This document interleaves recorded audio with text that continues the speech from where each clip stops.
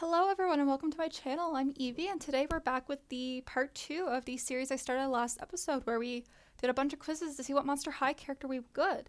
And if you've seen the episode, you would know witches won, but the vampires came second. So I will say, based on a few things, which I will get into later, I did go for vampires. So without further ado, give it up for Ivy Beige, which is obviously a pun based on Ivy Beg. If you know Monster High, they're all about their puns. So I came up with that for vampires.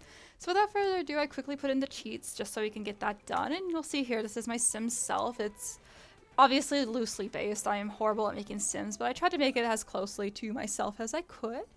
So everything with Ivy will be based on my own self in Monster High. So I did give her blue hair. I have the split dye thing done, or the peekaboo hairs, but it's more fun to have full blue hair. So I went with that, and her color theme would be more blues and blacks. I thought that would be really fun, and once I get into her story, I'll explain more about the character Ivy Beige. But I will quickly say I did not go with witch because the witches aren't really big in Monster High. There wasn't a lot of information.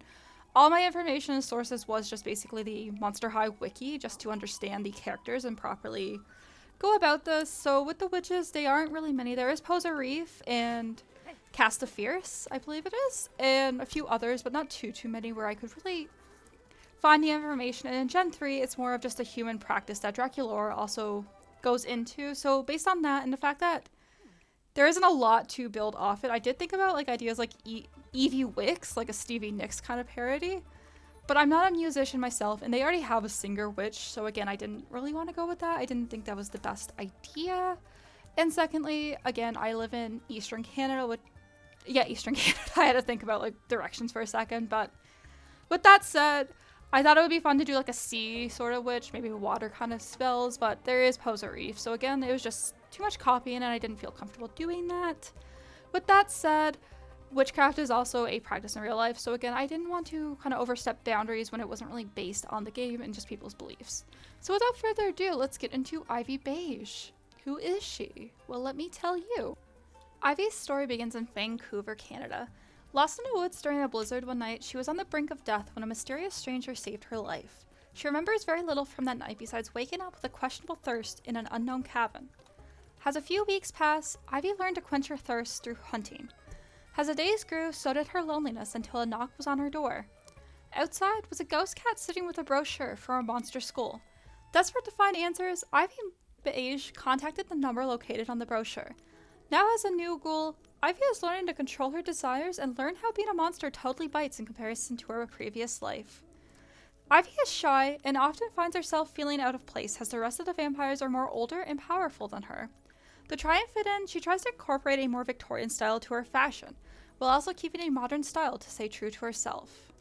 As a student, her favorite courses are biology to better understand her new anatomy, drama, and lastly, monstery, so she can learn the new world and monsters around her.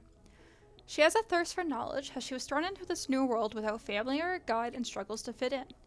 Upon arriving at the school, her only companion was the ghost cat from the cabin, which she named Misty. Misty lingers around fireplaces and seems to be uncomfortable around anything cold, or the mention of snow, making interactions with Abby difficult. These reactions lead Ivy to believe that, in similar fashion to herself, Misty was a victim to the harsh Canadian weather.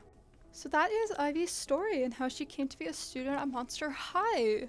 So along with this, the main outfit, which you can see as we create, I've decided to also go for a formal look, so very similar to the Sweet 1600 set, which is one of my favorites. I actually have the Draculaura doll, and I love the outfit. I love that whole line. It was definitely one of my favorite doll lines, if I'm honest. And I also did the Dead Tired series, so that one was the one with the hydration station, I believe. That commercial actually is still stuck in my head to this day. So those are two of my more favorite lines growing up, so I decided to go for those two. I realize now that I could have probably done like the Escape from Skull Shores line as well with the swimsuit, but I just didn't bother with the swimsuit. So those are the three I decided to do, which I thought was going to be fun.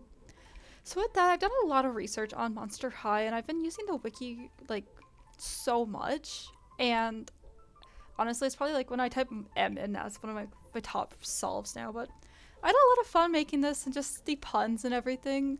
So I decided to go for Vancouver, and with that there was another one too, which I feel like is an honorable mention, and once you hear it, you'll understand really well why I didn't go through with this, but I thought it would be fun to do Horrorcouver. Yeah. Yeah, I know what you're thinking. And thinking about it was horror in Toronto, like Horonto. But after realizing really quickly what that sounds like and the implications behind that, I was like, no, we cannot do Horonto. Maybe in another series we can use the word Horonto for something else, but I'll stop saying that now because you probably get why I didn't go through with that. I also found too in researching that in Gen 3, Gulia Yelps, and despite me shitting on her, so this was kind of ironic, is actually canon to be Canadian. But that said, there was no like name for Canada in the series because there's a lot of places like Bangladesh. There's one for Dubai as well, actually. Like everywhere around the world, which I think is like kind of the lovely thing about Monster Highs. Like it is actually really inclusive, and obviously there was a lot of things they done wrong. Like, oh my gosh, I forgot her name, but like there was one with the deer that obviously was not the best representation. Or I see a lot of people talking about the skeleton, and again I can't remember her name, which is horrible because I did like her design, but I do understand why there was problems with it. But I do like that they try to be inclusive where they can, and obviously mistakes are made when they are, but there was no place within Canada, and I was struggling so much with that, trying to come up with ideas for Canada. But anyways, Vancouver, yeah, she's from there. Also, when I was doing this too, I really wanted to make a snacky references from Yellow Jackets because they were in the Canadian Rockies, I believe it was. And if you know, you know. So like hashtag maybe I could have been snacky one of these times. Oh god.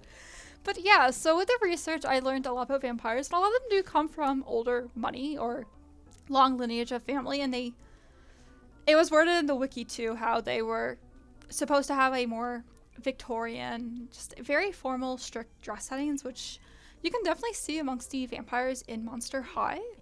So I did kind of want to go with that because, again, I was making myself and who I would be in Monster High, and again, these are high schoolers, Monster High, high school. I was trying to think about myself in that situation, like as someone coming in to this world that she knows nothing about. Obviously, I would be shy, definitely intimidated by the people who are similar to me because I'm not technically like them. I'm not from powerful families. I'm not from a rich family.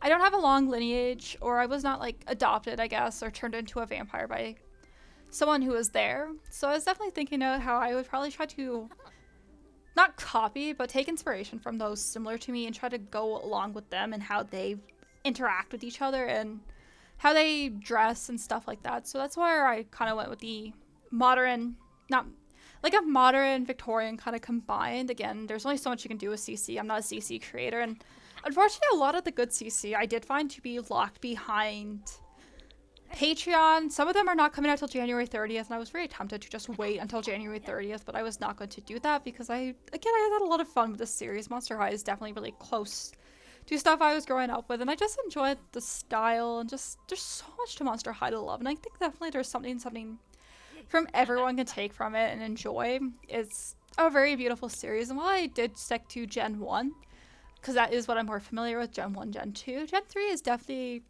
really cool to see, and like, I will say the styles and stuff is not necessarily my favorite out of everything they did, and I do think it's really nice that they went with more inclusivity, whether it's like the pronouns, different gender identities, different weights.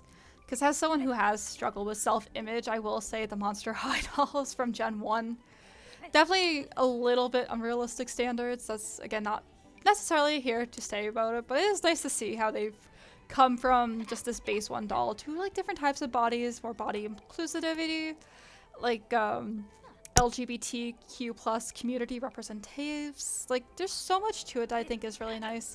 Although, I will say one complaint, I wish they took Luna Blue and kept her how she was, and then just made like this a sister or cousin, like the pink version of her in Gen 3. I think that would have been really cool to make cousins or like sisters, just something to keep the original Luna Blue in, and just this new character. I think that would have been a lot of fun, and I was really sad to see like she was not who she originally was. I think, again, sisters or something would have been fun. Cousins, friends, who knows. But anyways, with Ivy, again, a lot of vampires are to be vegetarian, I said. But I just thought that wasn't realistic based on her story, and obviously, again, like not all vampires are vegetarians in the series. I don't know how much it's mentioned, but there was iron pills and stuff like that. Since she was out in the wilderness for a little bit, has she learned? I did go for more like the Stefan, oh my god. Stefan. Oh no! The Stefan Salvatore approach where he hunted creatures. Again with that, I was looking into like, I guess like around when the series made, which is like the 2010s. I was trying to think about like maybe I should do styles with that again. I had some issues trying to find styles, but I did like the approach I went for after the fact. And I was like, should I go for like an Elena Gilbert route with the style? But I just felt like it was just very plain for what Monster High was.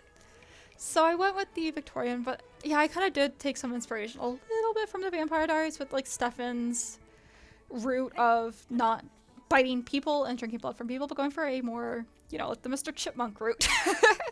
Again, if you know, you know. And anyways, so this here, I tried my best to make a ghost cat, like similar to Spectra's ferret, Ruin, I think his name was, but I am not good with designs in this, and I kind of struggled making the colors, and I went for a tuxedo cat because I have tuxedo cats in real life, and I just love my tuxedo baby so much.